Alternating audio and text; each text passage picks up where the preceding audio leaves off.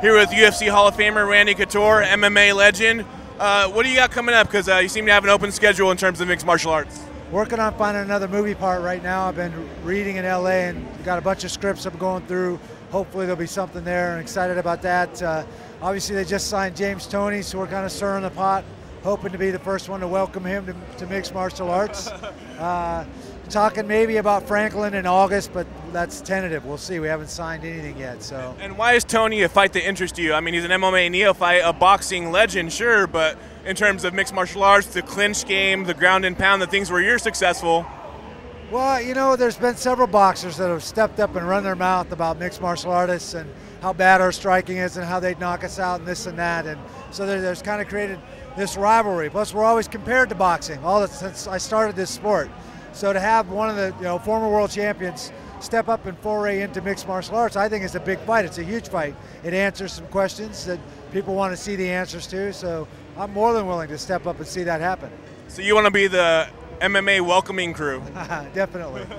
And with all the projects you have going on, you're obviously going to get more and more famous, the Expendables, and we just saw you right here at the Arnold. You know, you're swamped by the fans. Being such a cerebral fighter, how do you deal with all the pressures of fighting, movies, fans? Well, I don't see it as pressures. I feel pretty fortunate to get to do all the things that I do. When it's fight time and training time, I'm pretty focused. I got a great staff that kind of helps me juggle all the other stuff, and everything else goes away. I just train and go and fight. So now, no fight looming, so I'm trying to juggle all the other balls, run all the other companies, do all the other stuff, and I enjoy it. I love what I do. The Franklin fight was rumored. Is that a fight that you welcome? Because he is a name, but not in the way that he was, 2 years ago. Well, I think just because he lost to Anderson Silva twice doesn't tarnish what he accomplished. He's personally one of my favorite fighters. I think he's a tremendous human being, first of all. I got to spend 12 days with him in Iraq a few years back, and I really got to know him pretty well, and I like him a lot. It won't preclude me from going out and punching him in the head in the cage, but that's what we do. So, if that's the fight they really want to see, he's a former champion. I think it'd be a great fight.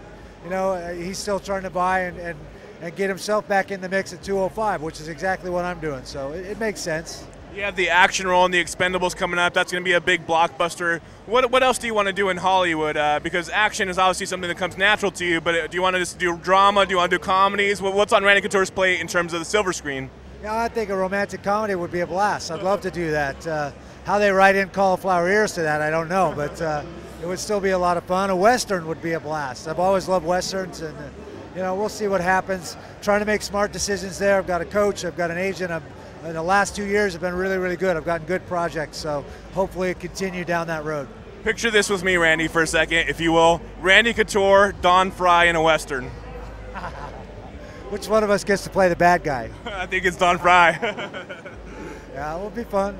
Thanks, Randy. Appreciate you taking the time. You bet.